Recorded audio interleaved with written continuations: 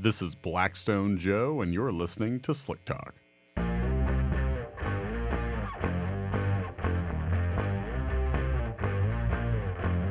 If I say I'm an oil man, you will agree.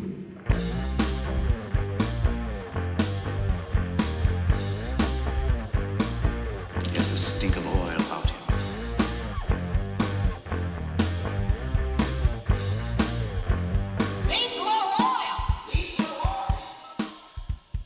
Hello and welcome to episode 138 of Slick Talk. I am your host, Blackstone Joe, and I'm glad you're here. Today, Ryan, president of Blackstone and reoccurring guest of the show, is back on to talk about an important change to the oil information slip, that being the removal of the TBN question and whether or not you're interested in that particular test. Now, this test is still available if you'd like it, but Ryan is here to talk about this change, why we made it, and what other testing you might be interested in as a result. After we're done with the data, we have a bonus segment where Ryan puts yours truly on the hot seat with burning questions of his own, so stick around for that too. Without further ado, here's Ryan and I in studio.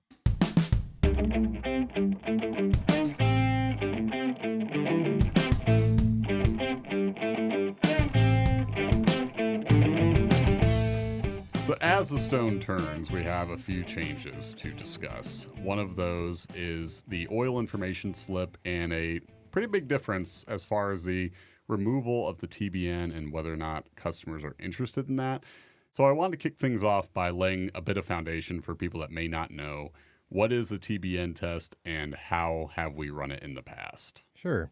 So the TBN stands for total base number, and it's a test done on the oil that's similar to like a pH. And you can't really run a pH on an oil because to get the pH, you have to have what's known as a bipolar molecule, which is things like water, stuff that conducts electricity. And oil doesn't do that. Oil's got a dielectric properties to it, so it doesn't conduct electricity. So you can't run a pH on it. But if you want to get an idea of how acidic or basic an oil might be, they came up with this test called the TBN, or that's one side of it, total base number. The other side is total acid number. And what they really are is just kind of reference tests to see how much a certain type of oil can absorb of acid or a base until the endpoint gets to a certain level. So, for example, the TBN, you start out with a certain weight amount of oil. Usually it's about a gram of oil that we put into a cup, and then we add a titration solvent in there, and that titration solvent has it's got toluene, it's got isopropyl alcohol, it's got chloroform, it's got a little bit of water, and that solvent's important because that's what you need to actually run a pH on. The alcohol and the water, what you can run a pH on. So we mix the oil with that solvent. We put it in the machine. From there, we add acid to the mixture till it gets to a pH. The mixture gets to a pH of 3. That's the end point. So usually the pH of that mixture starts out around 7, which is neutral. And then as you add acid, the pH drops, and 3 is the pH we use for the end point of the test. So how long has Blackstone been using the TBN, and when did we introduce it to customers by asking them on the slip? So we've actually run it for a long time, but when I first started, it wasn't on the slip, and it was a test that only certain people would request, and we actually used what's known as a Dexel kit to run them. And Dexel's a company that they're still around today. We still use some of their different kits for testing chlorine and things like that. And it's a pretty neat kit. You put a little oil into a test tube and you break an ampule and shake it up. And after you do a little bit of this and that, then it comes out with the reading.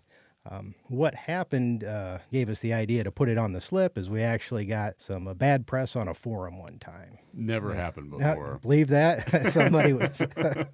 somebody got mad at us because they thought we should be running the TBN as part of their standard analysis. Now, Okay. A lot of other labs do TBNs as part of their standard analysis, and that's at the time we thought, well, maybe there's something to it, and we didn't really know a whole lot about the test. That was just kind of something that when somebody would request it, we'd run the TBN with the Dexel kit and report the finding, and didn't really think a whole lot about it. We assumed that whoever was requesting the test knew what they were looking for and knew if they had a high or low reading and what that meant. So after we put it on the slip, after we got some bad press and decided we might try a little something different and give our customers the option of having it. And what we didn't understand was that virtually nobody knew what a TBN was. So most of the time when we first started out with that on there, most of the question was, what's a TBN?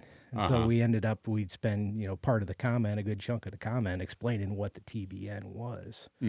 So that was kind of learning experience. We thought it was more widely known than what it was. We'd always had our standard analysis, but we thought we'd add that. And we'd also, that at that point was about the same time we added the question about if the customer's extended or if they're interested in extended oil use. So those were going hand in hand on the back of the slip. Yep, that, and along with, did you change the oil when the sample was taken?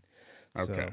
So, because we started really doing a lot more work for the internet at that point, for the people on the internets and the forums, and extended oil use was a big thing. People wanted to know if they could run the oil longer. At that time, people were still thinking that the old Jiffy Lube slogan of 3 months or 3,000 miles was what you had to do.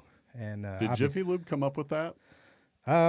It's potentially, I'm not sure. They certainly made it more popular. Yeah. That was it's one of those things that just kind of got ingrained in people's heads. And I mean, you got to change oil sometime. So obviously, if you're in the business of changing people's oil, 3 months or 3,000 miles sounds pretty good. Get them in there sometime. Yeah. I actually had a lawyer call up one time, and they wanted to start a class action lawsuit against Jiffy Lube. Did you participate? No. I told them they might try our competition, but I didn't want any part of it. It's like suing your dentist for telling you got to brush 3 times a day when you really only can get by with twice. So Anyway. people have been using the TBN, part of their interest in extended oil use. We're taking that question away, and can you delve into the reasoning behind our removal of the TBN from the slip? Well, what happens is we found that over the years, the TBN we'd run a TBN test. It's a pretty popular test, really. We'd get a lot of requests for it. It only costs an extra $10, so it's not really a super cost prohibitive type test. But we found we were running it in a lot of situations where it wasn't really applicable. People were running it on short runs. The idea behind a TBN is that when an oil's new, the TBN starts out high. So when you pour it out of the bottle, that's going to be the highest level of TBN there is. And what gives the oil a TBN is the amount of additive that's present. Calcium and magnesium, the detergent dispersant additives. Phosphorus and zinc are different additives. Those don't necessarily give you the TBN, but and there's a direct relation between how much calcium and magnesium are in an oil and how high the TBN is. If you want a high TBN, you just add a lot of calcium and magnesium. And kind of related to the active additives. So when the oil's new, all the additive in there is active, ready to go to work and doing its job of cleaning the engine and things like that. But as it gets used, the TBN drops. Now, the levels of calcium and magnesium don't drop in the oil, but the TBN drops. And so that tells us that the active additive is starting out high when it's new and then going down as the oil gets used. When it gets to a certain point, that would consider a point at which the oil is basically out of active additive and should be changed at that point. When we first started doing it, we didn't know what that was. So we guessed on a number of 1. That sounded like a good endpoint for a TBN. Yep. Turns out that was too low. 2.0 is a little bit better reading for when an oil's basically out of active additive. But as we were doing these tests, and we've been doing them for years, we'd run across a lot of situations where an oil was obviously used up and the viscosity was way out. Or it'd be noticeably varnished. Yep, you could tell by looking at the insolubles tube that it was no longer like it should be and should need to be changed. But the TBN would still be reading 3 or 4 sometimes. And then there was a lot of situations too where people would send in a sample and do the TBN and it would read, let's say 1.5, but everything else was perfect. The viscosity was great, the metals looked fine, and solubles were low, no fuel, things like that. So that always kind of bothered me because I always hated telling people that, well, you should change your oil now because the TBN was low, even though everything else looks good. Yeah. So something to think about is there might have been more going on behind the scenes with that test than maybe what we had known. I mean, there's a lot that goes on with oil that can be either counterintuitive to what you might think. And a lot of people think for acids, for example, like if your oil's real acidic, that's a bad thing. And maybe it is, but there's different levels of acids and there's different potential problems. Not just having an oil that's maybe slightly acidic doesn't necessarily mean it's going to completely corrode your bearings down to nothing or start wearing holes in your pistons just because the oil's has an acidity factor to it. And I'm not a chemist, so there's a lot of stuff that I don't potentially know about that. A lot of what we've learned is just stuff that we've picked up over the years and looking at a lot of data. So, Yeah. So in lieu of the TBN, moving away from that, because I always ran into the situation where everything's looking good, like you said. And I would encourage people to view the TBN as a piece of the pie and not the whole thing, because we want to look at everything in totality. But without the TBN, and I guess this bears noting, people can still ask for it if they want, right? It's gone from the slip, but if they still are dead set on that data point, they can get it, right? Yep, absolutely. It's still on the list. It's still just $10, and we'll offer it from now until the end of Blackstone. Knock on wood, hopefully Yes, never. absolutely. But anyway, yeah, it'll be on the list for forever as far as I'm concerned because it's still a viable test, and I think it's most valuable for people that are blending oils. If they want to see what the TBN starts out with, but it's not really the best gauge of when an oil's actually used up. So. It's something that, and another thing that we were running into is there's a lot of times where people would request that test where they weren't interested in extended oil use and they weren't running the oil very long at all, but they just wanted a complete analysis or what they thought was a complete analysis. So we're using these chemicals and adding the tests on there, but a lot of times when we get to the comment section, it would be hard to fit in some words about the TBN. I always felt like I should give the customer a little bit. They're paying for a TBN. Right. I want to make sure to talk about it. And what I always like to say is the TBN read at this, which is shows that you've got plenty of active additive left, kind of explain it a little bit better. But a lot of times there's a lot more to say in a comment, a lot more important than what the TBN is. So we would just say the TBN was fine. Yeah. And kind of give it the short shaft in the comment section. Because, there's a lot of instances where, there's a massive coolant leak and metals are high. And because they only sampled with a few hundred miles, the TBN was strong. And I felt like that was always kind of a misleading point because you field hundreds of questions where it's like, but the TBN's good though, right? And yeah, it's just one piece. But instead of the TBN, I think we have also talked about the TAN being a viable option if people want another data point. Yep. And can you talk about the TAN, what it is, and why people might be interested in that? Sure. Yeah, the total acid number is kind of the other side of the coin. There's a little bit difference in the chemicals that you're mixing it with, but same amount of oil that you start out with. It's really doesn't take hardly any sample at all, 1 gram to do these, so we can get by with just a little bit of oil. And but for that situation, now we're finding the pH of that mixture, the oil with the alcohol, the titration solvent. We're taking that mixture and running the pH to 11 is the endpoint. So we're adding potassium hydroxide to that, which is a real strong base, and you add that till you get to the pH of 11. So that starts out, that tells you what the total acid number is. And I think it's important to know that, a total acid number doesn't start out at 7 all the time, which would be neutral. And same thing with the total base number. Sometimes the additives in the oil will affect that to start with. And it really shows up on the TAN, the total acid number. The additives in there will give a TAN of 1, 1.5, maybe even up to 2 in virgin oil. So it starts out slightly acidic. With some, yeah. But it's just because of the additives that are present. It's not that the oil's bad or anything like that. So. Interesting. So I think a lot of people are going to wonder what a good or a bad TAN is. And I think, we've looked at so many samples with the TBN. We've understood that the low limit is about 2. What would you say would be a concerning TAN result for automotive engine oil? Well, this is going to be kind of one of the pieces of the puzzle, like you mentioned, but I'm thinking that anything that's above 5 or 6, when it starts getting to that level, because it's going to be significantly higher than what the oil started out with when it was new. And when it gets to that point, assuming everything else or nothing else looks bad, we might extend out a little bit when it gets to 5, but that'll be kind of we'll put our customer on notice that, hey, the oil's getting a little bit acidic. And for that point, we'll want to keep an eye on it, maybe just extend out 1,000 miles, whereas 2,000 is our normal extension. If everything looks good for a sample, we'll typically tell you to go 2,000 more miles on the oil. So, what about instances where, say, we have some people who are still dedicated to the TBN and they want a tan, and you see a TBN that's pretty strong, but the tan is also getting up there?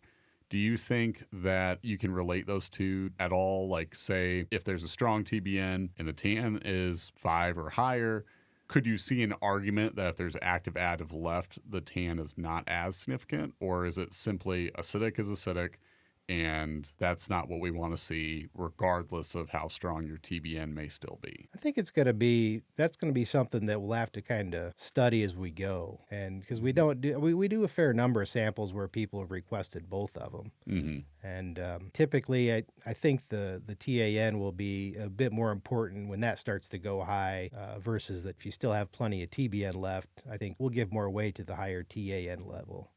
And especially if we start seeing something like the viscosity go out a little bit out of line, something along those lines. Sounds good. Well, numbers that we'll keep an eye on, and I think it's good that we're always monitoring what is in the best interest of customers and what they're taking care of. So if you still want a TBN, you can still get one. However, it's one piece of the pie, just like the tan. So another thing to think about, too, on the is that some oils now start out with no TBN at all. Right, like the Delo ADF. Yep. There's oils out there that are designed for a certain type of additive package. And the additive package is there to be like a low ash or an ultra low ash for diesel engines because they don't want that ash causing diesel particulate filter problems. So if you're starting to burn oil, if that oil's got ash in it, that's what clogs up your diesel particulate filter and things like that. So, Chevron came out with a Delo 600 ADF, which is a big one. We don't see a lot of it yet. It's still fairly new on the market. Probably only been out 2 or 3 years. Maybe like 300 parts per million of calcium in that. Yeah, not so much. Super low calcium. So it doesn't have a whole lot in the way of additive. Well, it's got different additive. It's got potassium in it. Yep. Whereas most oils don't. But as far as calcium and magnesium, which are both sulfur-based additives, and when they burn, they leave sulfated ash in the oil. They keep those to a minimum, and so you don't start out with the TBN on those. So in those types of situations, the total acid number is going to be the only test to run. Be the most important. So yeah, what you're running, they all have a different additive package, and if we have unused samples for reference, we like to let people know what those look like too. For sure. So thanks for having me on, Joe. I did have a couple questions for you. Oh, yes. I've been waiting years. So it's time to turn the tables a little bit on the podcast guy. Oh, man. Here we go. All right. What do you got? Okay. We'll start out with some easy ones. What's your favorite part about running a podcast? Connecting with the customers in a way that we just wouldn't be able to otherwise. Okay. I think that it is so cool that people all over the world can hear this show and do listen to it.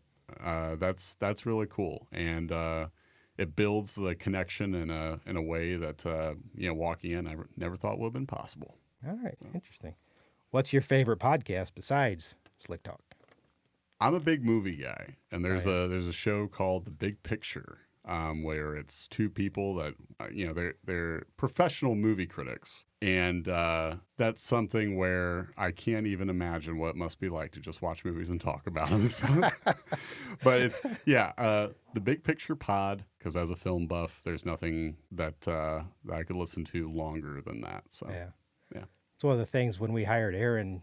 She came from a movie background and a production background in the movies. I always wondered that, having seen the behind the scenes on how a movie's made, does that ruin the movie for you? Like, if you clean the grease hoods at restaurants, you maybe don't ever want to go back to those restaurants again. Well, I can say doing like stage acting definitely informs how I watch a movie, in the sense that you can tell when people are waiting for their line, and you can tell when people are just, oh, it's my time to talk. And it's not at all an organic moment. So, like, that's definitely one thing I can say has skewed when I watch stuff, Okay. just from an acting perspective. But yeah, that's something Arryn might feel the same way, just on the technical side. Before I started working at Blackstone, I hung gutter for a living. Yeah. And so it's not as bad now, but I still, every time I drive through a neighborhood, I'm looking at the gutter and thinking, oh, that gutter's going to fall down next ice storm. That reminds Stuff like me. that ruins you, if you do it for a living. So Oh yeah, no, I was walking around Bloomington the first time with my roommate, and he, for some reason, he's planted a lot of trees in his day, and he'd walk around the campus and he'd see a tree where they were choking the roots too much, and he'd just walk by and goes, "That tree's screwed," which was very good. So yeah, all right. So I got, I'm going to throw out just a couple names here, and I want you to say the first thing that comes to your mind. So just whatever comes to your mind. Average Joe. dodgeball. Joe the plumber, rest in peace. John McCain. Joe Six-Pack. Budweiser. Joe 12-Pack. Miller Lite. All right. What's your dream car, Joe? Oh, the O.J. Simpson Bronco.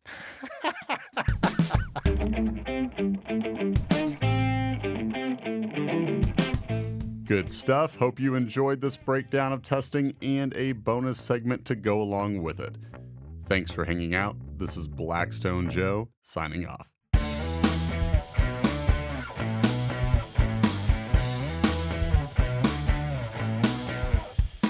The Slick Talk podcast is powered by Blackstone Laboratories.